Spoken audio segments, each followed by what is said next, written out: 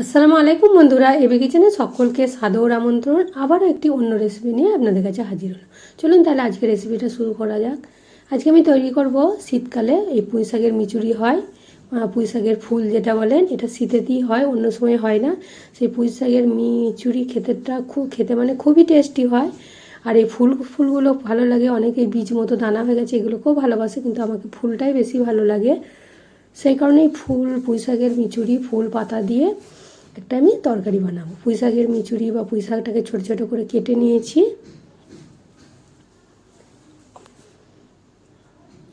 এই যে এরকম সাইজ করে নিয়েছি, মিচুরিগুলো রেখে দিয়েছি।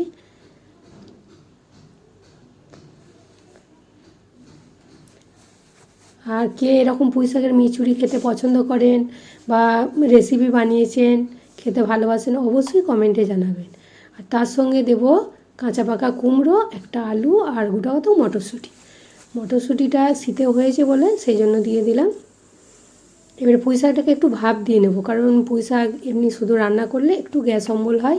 ভাপ দিয়ে পানিটা ফেলে দিলে পুঁই শাকের যে খেলে গ্যাস ভাব হয়, সবারই হজম হয় না, তো সেইটা আর হবে না। এটা ফুটিয়ে আমি পানিটা ফেলে দেবো। নুন দিয়েছি, সামান্য পানি দিয়েছি, ফুটে আসবে, একটু নেড়ে চেড়ে পানিটা ঝরিয়ে নেব।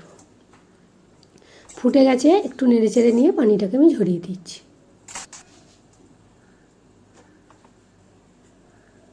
পানি ঝরানো হয়ে গেছে, কড়াইটা আবার চাপিয়ে দিয়েছি, এতে আমি সর্ষের তেল দিচ্ছি। সর্ষের তেলটা খুব ভালো মতো করে গরম করে নেব, আর চারিদিকে ঘুরিয়ে নিলাম যাতে লেগে না যায়। এখানে একটা আমি রুই মাছের মাথা আছে, সেটাকে নুন হলুদ লঙ্কা মাখিয়ে দিয়ে হাই ফ্লেমে ভেজে নেব, আর একটু কড়া করে ভেজে নেব।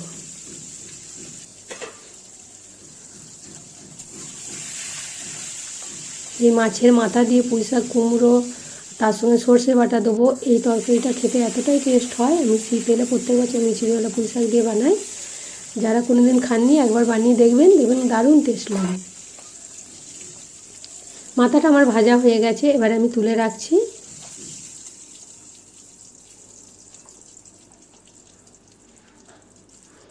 ওই তেলেতেই একটা পেঁয়াজকে পাতলা পাতলা করে কেটে দিয়ে দিয়েছি।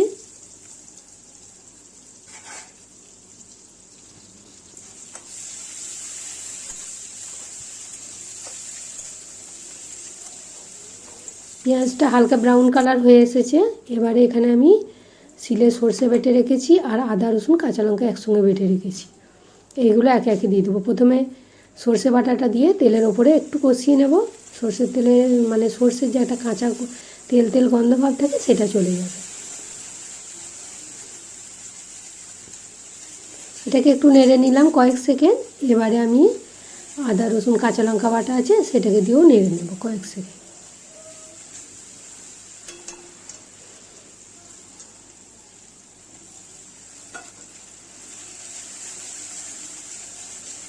এটাকে দিয়েও কয়েক সেকেন্ডের মতো নেড়ে নিয়েছি। এবারে একে একে মশলাগুলো দেব। হলুদ গুঁড়ো দিচ্ছি আর জিরে গুঁড়ো দিচ্ছি। কাঁচা লঙ্কা বাটা 3-4টে দিয়েছিলাম, সেই জন্য লঙ্কা গুঁড়োটা দিলাম না।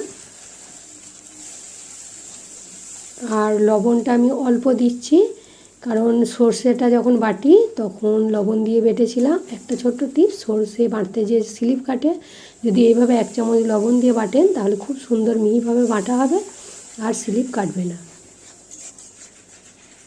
একটু পানি দিয়ে মশলাটা মাখাচাকা করে একটু ঢাকা দিয়ে নিচ্ছি।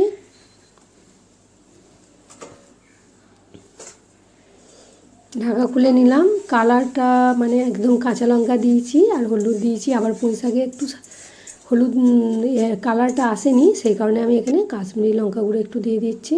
কারণ অলরেডি আমি 3-4টে কাঁচা লঙ্কা বাটা দিয়েছি, ঝাল হয়ে যাবে বেশি দিলে, আবার ঝাল লঙ্কার গুঁড়ো, সেই কারণে এখানে আমি কাশ্মীরি লঙ্কার গুঁড়ো দিলাম যাতে কালারটা একটু সুন্দর লাগে।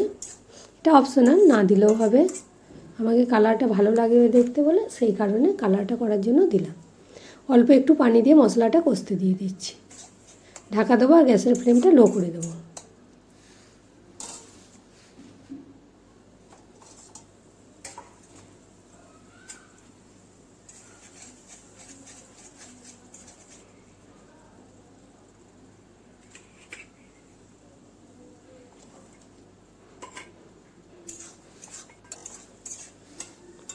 কিছুক্ষণ মানে 3-4 মিনিট হওয়ার পর ঢাকাটা খুললাম, মশলাটা কষানো হয়ে গেছে, তেলটাও ছেড়ে দিয়েছে।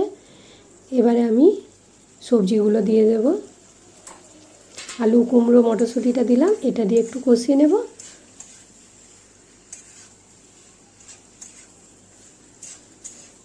এটা মশলার সঙ্গে মাখানো হয়ে গেছে। এবারে আমি ভাপ দিয়ে রাখা পুঁই শাকটা দিয়ে দিচ্ছি।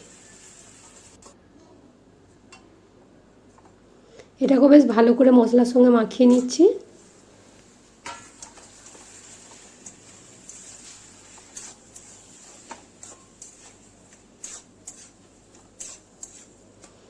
গ্যাসের ফ্লেমটা মিডিয়াম করে ঢাকা দিয়ে রাখলাম। বেশ 5-7 মিনিট হয়েছে। একদম কুমড়ো আলুর একটু পানি বেড়ে মশলাটা খুব ভালো মতো আমার কষানো হয়ে গেছে, শুকনো শুকনো হয়ে গেছে। এবারে আমি এখানে ওপর থেকে অল্প একটু পানি দেব। মাছের মাথাটাকে দিয়ে দিচ্ছি, দিয়ে অল্প একটু পানি দিয়ে দেব। মাছের মাথাটাকে বেশ ভালো করে ভেঙে গুঁড়িয়ে দিলাম। একটু কড়া করে ভেজেছিলাম যাতে হাতে করে ভেঙে গুঁড়ানো যায়। আর অল্প একটু পানি দিয়ে দিলাম। হালকা সব সিদ্ধ হয়েই গেছে। বেশি ঝোল ঝোল তো করবো না, গ্রেভি টাইপের করব, সেই কারণে অল্প একটু পানি দিয়ে দিলাম। আর লবণটা একটু চেক করে নিলাম। আর অল্প একটু চিনি দিয়েছিলাম, সেটা স্কিপ হয়ে গেছে। চিনিটা যদি কেউ পছন্দ না করেন না দিতেও পারেন। তো কুমড়োতে একটু চিনি দিলে মিষ্টি মিষ্টি ভাব ভালো লাগে। তো ফুটে গেছে, আলু কুমড়ো সব চেক করে নিয়েছি, সব সিদ্ধ হয়ে গেছে। এবারে আমি ঢাকা দিয়ে রেখে দেব। 10 মিনিট রেখে দেওয়ার পর এবারে আমি এই রান্নাটা পরিবেশন করব গরম গরম ভাতের সঙ্গে। গরম গরম এইরকম পুঁই শাকের রেসিপি মানে শীতকালে এলে আমি প্রত্যেক বছরই বানাই। যে যে ভালোবাসেন এরকম একবার এই পুঁই শাক মিচুরি দিয়ে রেসিপিটা বানিয়ে দেখবেন। যদি ভালো লাগে অবশ্যই আমার ভিডিওতে লাইক দেবেন আর বন্ধুবান্ধবদের সঙ্গে বেশি বেশি শেয়ার করবেন। আজকে এই পর্যন্তই, আবার অন্য রেসিপি নিয়ে হাজির হব। খোদা হাফেজ।